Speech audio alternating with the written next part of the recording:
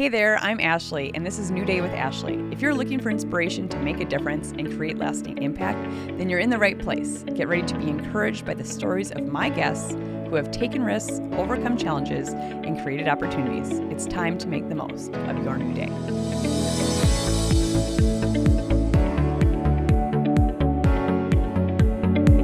My guest today comes from a heritage of inventors, ranchers, explorers, and has been helping with business development and nonprofit startups since 2010. Co-founder and CEO of Vanna Adventure Vans, Ben Gleason, is helping lead a team to fulfill their vision of building the most reliable, off-grid, four-season vehicles using the world's most advanced technology. Ben's passion for adventure fuels Vanna's purpose, to craft a vehicle to help you in your own adventure, to wander and explore the great outdoors. We always tell this story because it's like it's just a very cool random like meeting moment.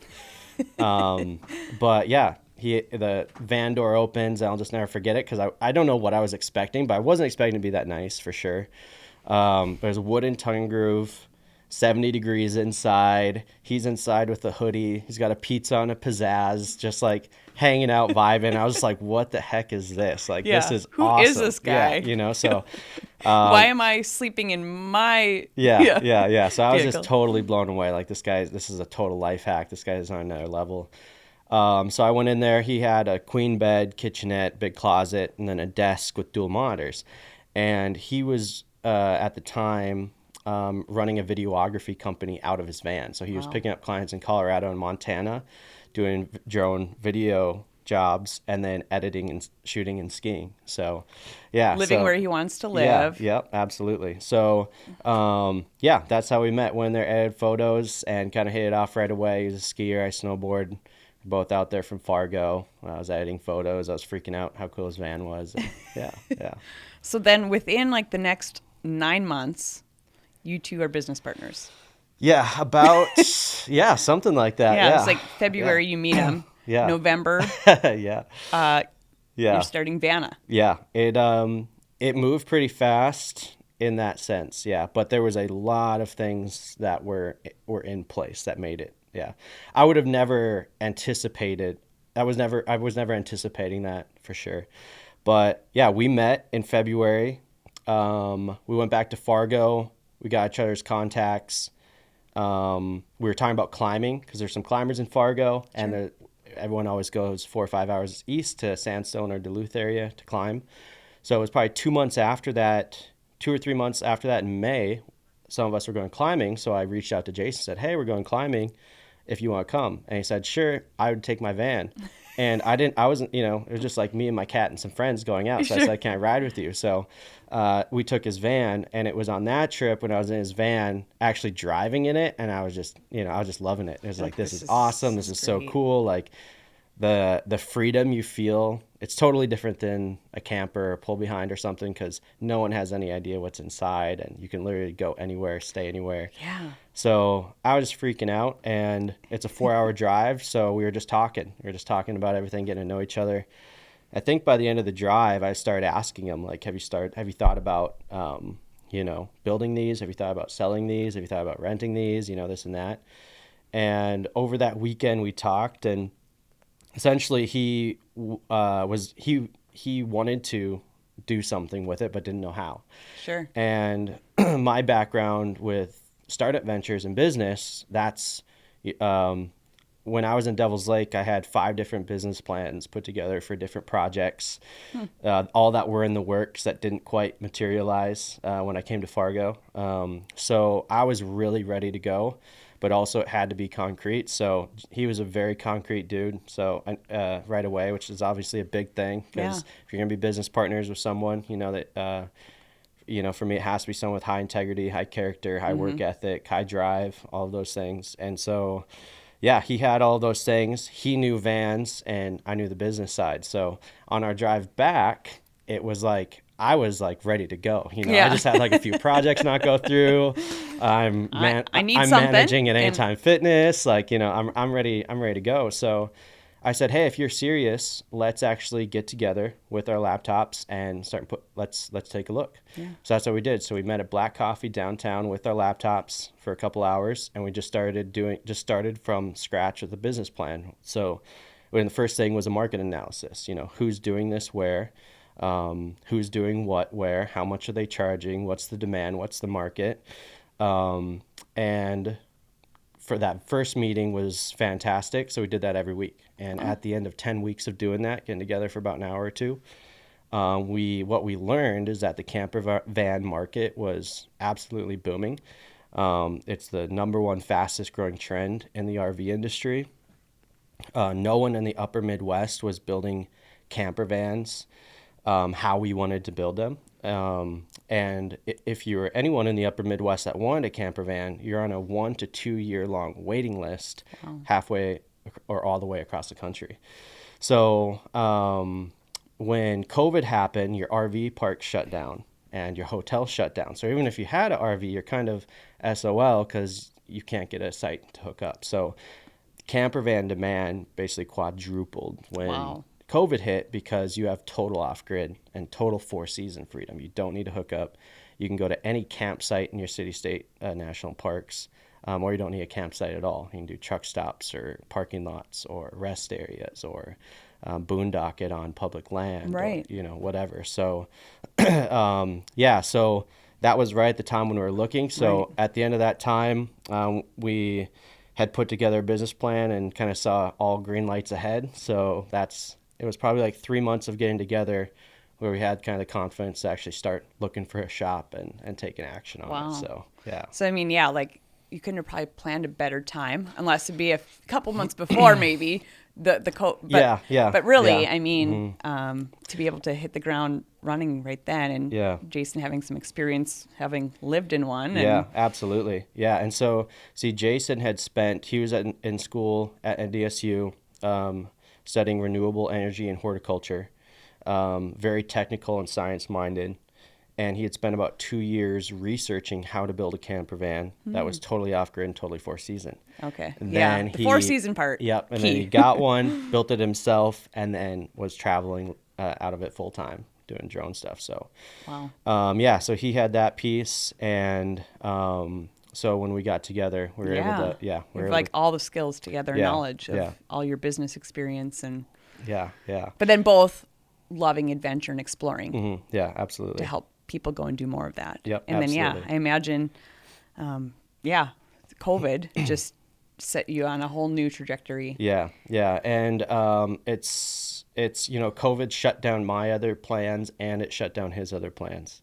So right. It's when COVID happened, the whole world kind of shut down in some ways or in many ways. And you would have never anticipated it, but that's kind of how life goes is, things come to you when you're ready for them right. and when the time is right. So, yeah. So it's kind of good you didn't go back to school. Yeah. No. Yeah. I was still looking at it actually still. Yep. Considering.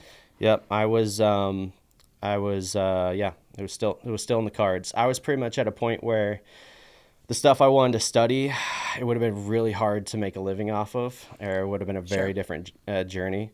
The areas I'd love to study is psychology and the humanities and the arts, and so history, and it'd be a much different route. So I was kind of at a point of, do I study this professionally, or is this something that becomes a study of passion and hobby? And so what I decided at that time is I wanted to go the route of creating a business but it had to have some passion or purpose basis in it, right? Mm-hmm. But it also had to be financially sustainable, because you're around business owners, around stuff long enough, you see it all. So you see the good, the bad, the ugly.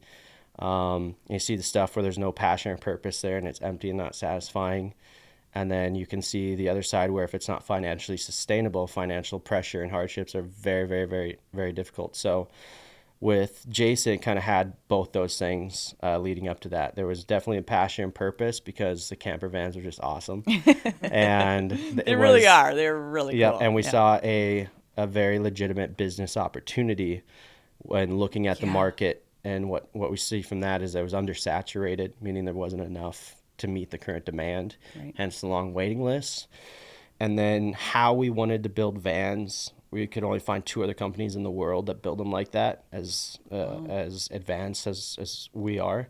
So that was our green light. Yeah. I think So, with our climate, it's so much different than somewhere down south where they're like, oh, we don't have to worry about negative, yeah. whatever it is today. Yep. Yep. Absolutely. Yeah. Yeah. Wow. Yeah. So that's kind of what happened.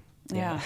And so now, what has been like well, it's you and Jason, but now you have quite a team. Yes. Yeah. Yeah. There's a whole group of us now. How many are there? Do you know?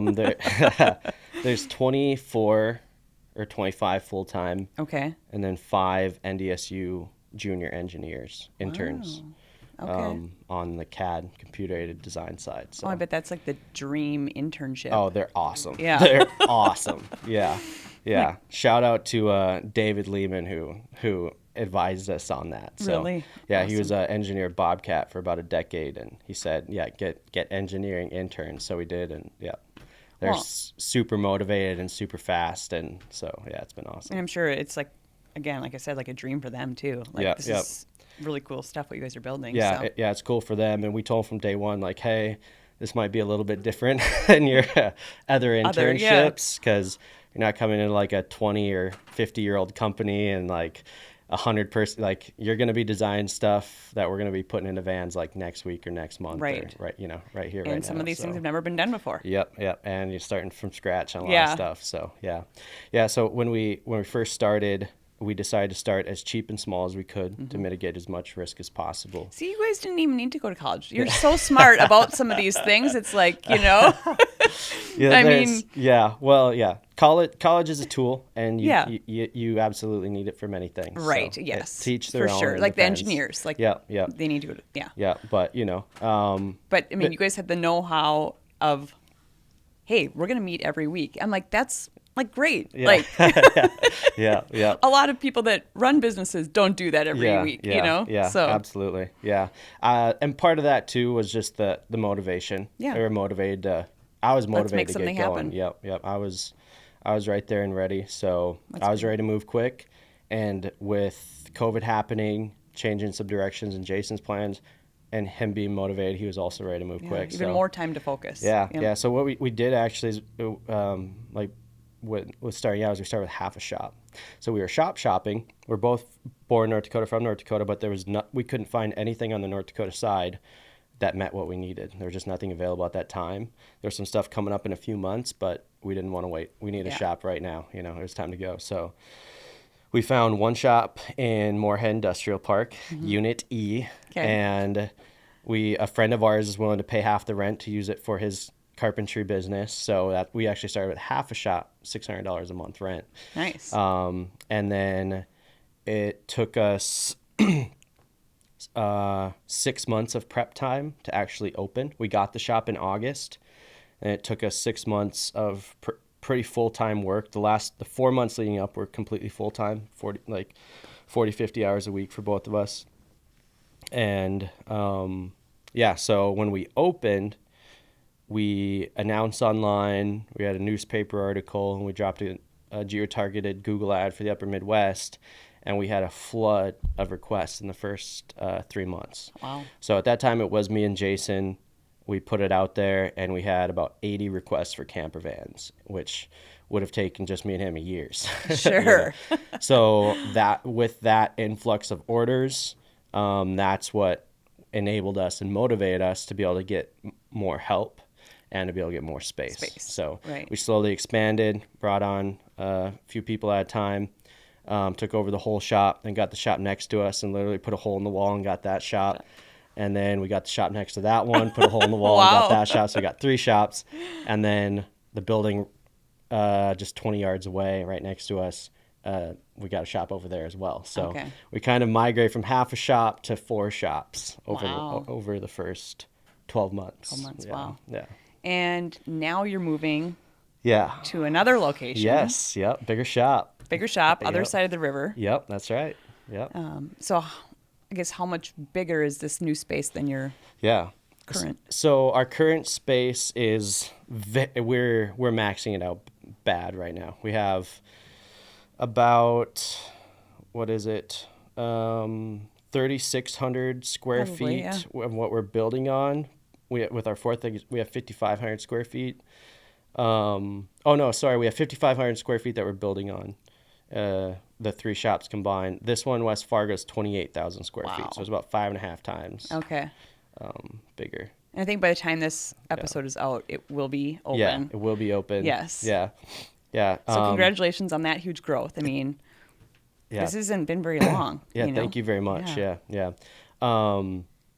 We're super excited to get in the West Fargo shop. We definitely need more space. So what we're going to be doing right now in our current facility, we can work on 3 vans at a time. But our prep space is really, really small. In this facility that we're moving into now, we'll be able to work on 10 vans at a time. Wow. And set up a 10 van production line for mass production. Okay. So we're making that transition from kind of 2 years of heavy R&D and research and implementing it all now for large production. Wow. So, yeah. Wow, what a great episode. Thank you so much for joining me. It's always so inspiring sharing these stories. To listen to the full podcast, go to Spotify, Apple Podcasts, or any of your favorite podcast platforms. Remember to like and subscribe. I would love if you could leave me a 5-star review. This helps us reach and engage with more people. Join me next week, and until then, make the most of your new day.